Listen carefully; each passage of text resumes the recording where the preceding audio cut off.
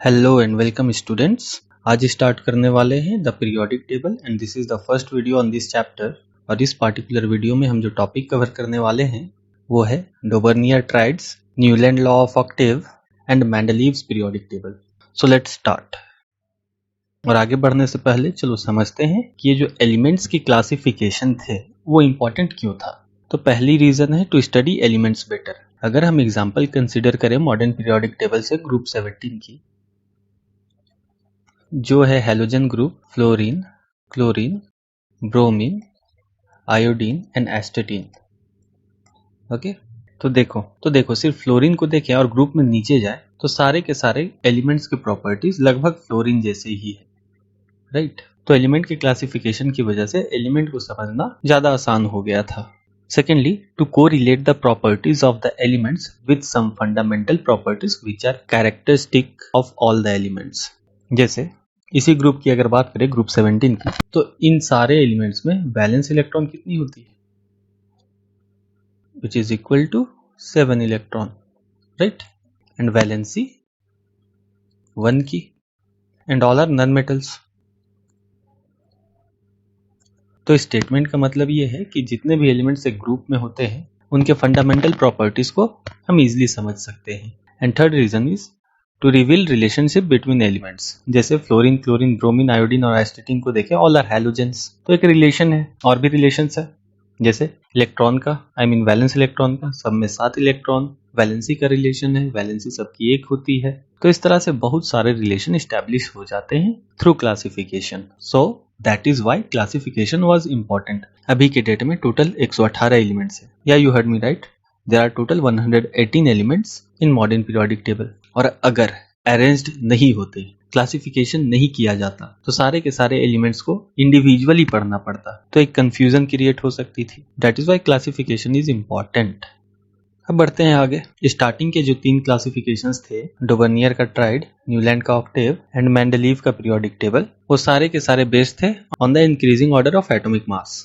And सबसे पहले William प्रॉट नाम के साइंटिस्ट थे, उन्होंने सबसे पहले ये डिस्कवर किया कि एटॉमिक मास किसी भी एलिमेंट की यूनिक होती है। आई मीन हर एक एलिमेंट की एटॉमिक मास अलग अलग होती है। तो इसी बेसिस पे क्लासिफिकेशन की शुरुआत हुई, I mean on the basis of atomic mass. Next है, आई मीन सबसे पहली क्लासिफिकेशन है डोबर्नियर की ट्राइड, और इन्होंने 3 एलिमेंट को ग्रुप किया एक ही साथ विद सिमिलर केमिकल प्रॉपर्टीज इन 1829। और क्योंकि 3 एलिमेंट का क्लासिफिकेशन था इसलिए इसका नाम दिया गया ट्राइड्स। ट्राई का मतलब ही होता है 3, और इनकी जो प्रिंसिपल थी वो कुछ इस तरह से थी। Suppose there are 3 elements A, B and C. A की एटॉमिक मास अगर 3 है, सी की 5 है, तो उन्होंने कहा कि बी की जो एटॉमिक मास है,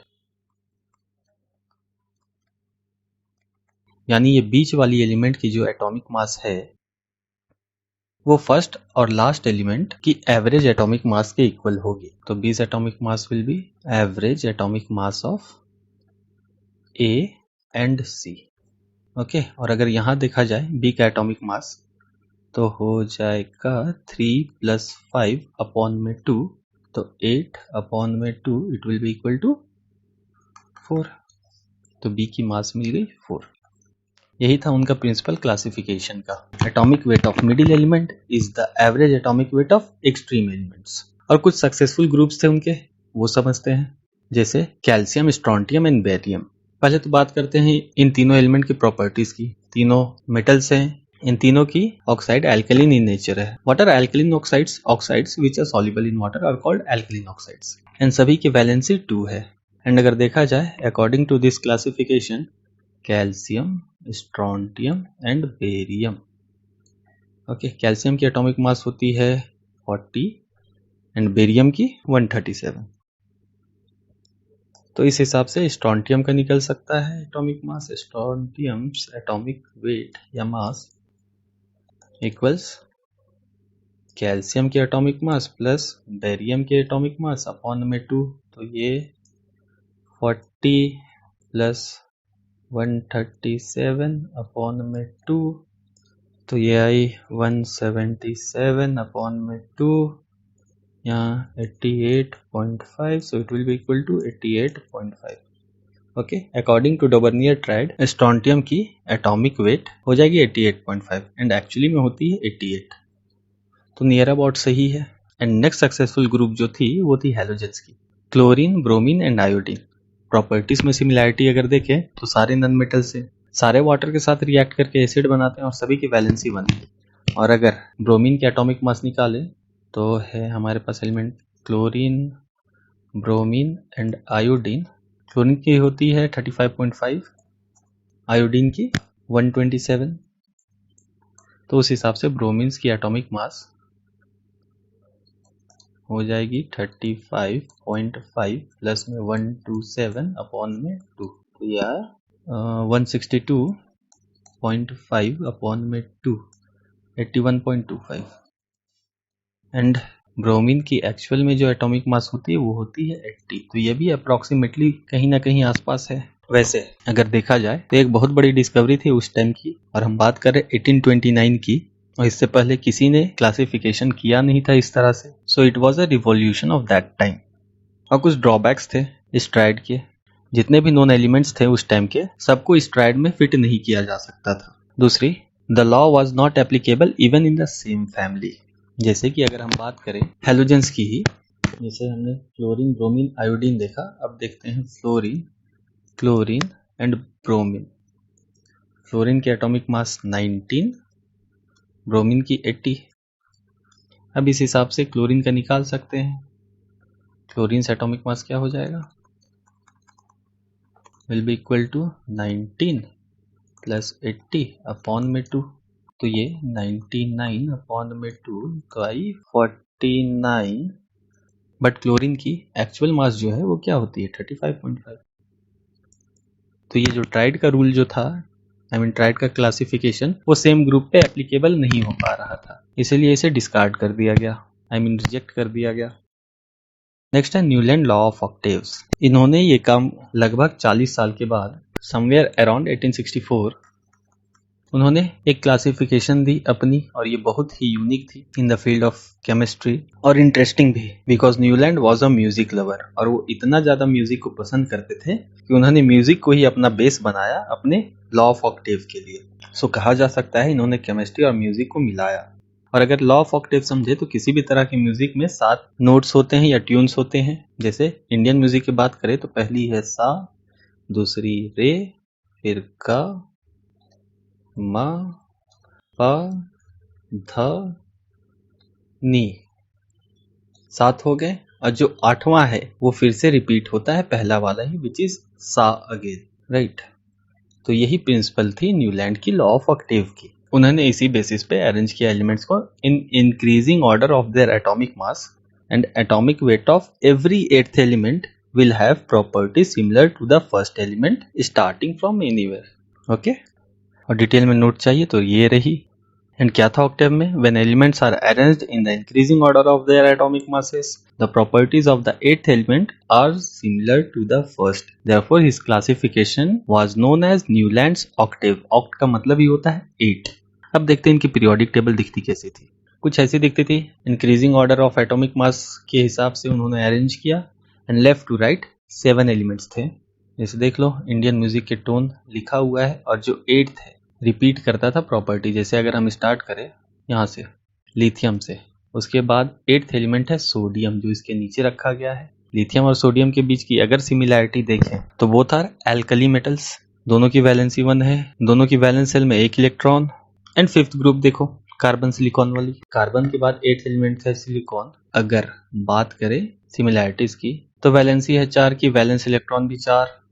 अब समझते हैं मेरिट ऑफ न्यूलैंड्स क्लासिफिकेशन। पहली बात तो ये, इनकी जो सिस्टम थी, इनकी जो क्लासिफिकेशन थी, वो लाइटर एलिमेंट से बहुत अच्छे से काम कर रही थी। अप टू कैल्शियम, ये लॉ कैल्शियम तक बहुत अच्छे से काम कर रही थी। कैल्शियम जिसकी एटॉमिक मास होती है 40, और इसके बारे में थोड़ी ही देर में हम बात करेंगे। एंड दूसरी, it relates the property of the elements to their atomic mass, which means elements की प्रॉपर्टीज को एटॉमिक मासेस के हिसाब से कैटेगराइज किया एंड रिलेट भी किया। तीसरी, for the first time it was shown that there is a distinct periodicity in the properties of element. And periodicity क्या होता है, in simple words, elements with similar properties जो फिक्स्ड इंटरवल के बाद अपनी प्रॉपर्टीज रिपीट करे, उसे कहते हैं पीरियोडिसिटी।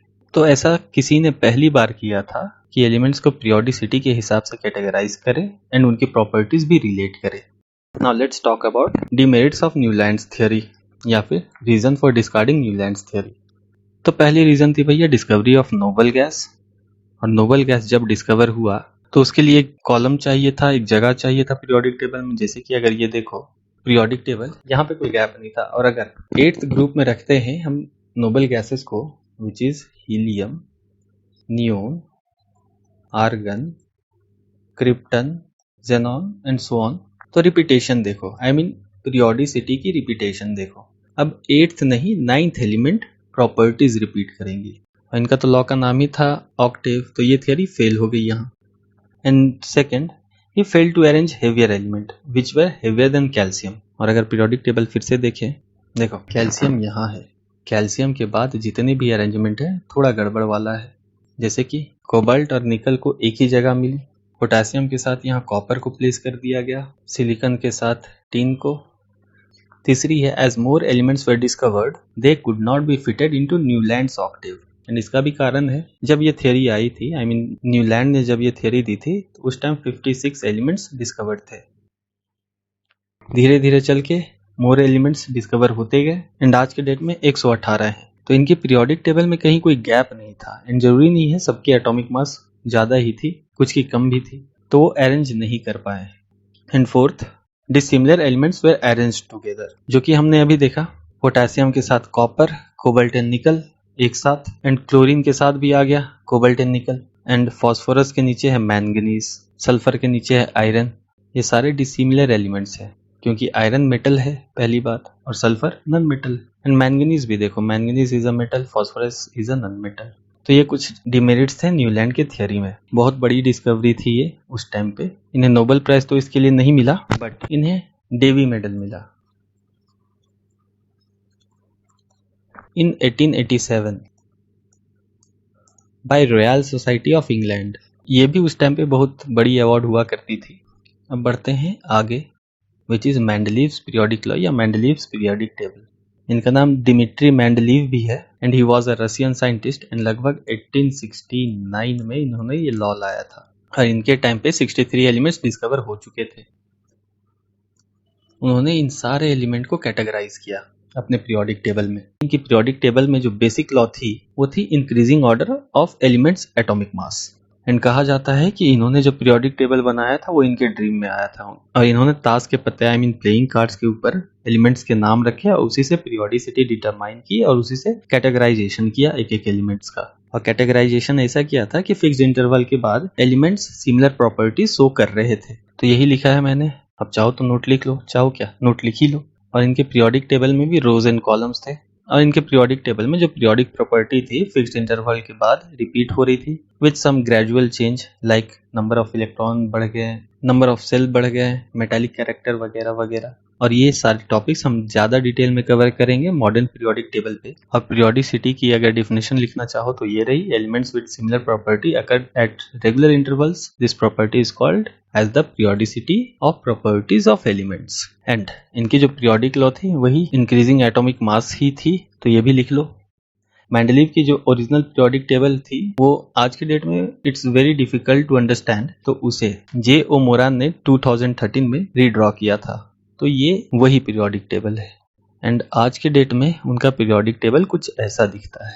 जैसे देख रहे हो, there are 8 horizontal columns and 7 rose.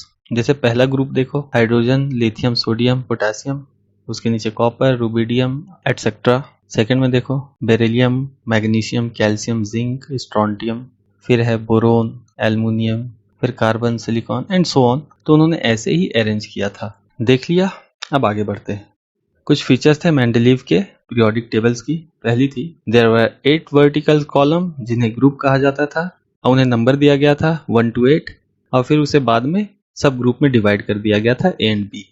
And सब ग्रुप में जितने भी एलिमेंट थे उनकी प्रॉपर्टी सेम थी, आई मीन सिमिलर थी, एंड वैलेंसी भी सेम ही थी और वैलेंसी ग्रुप नंबर के इक्वल में थी।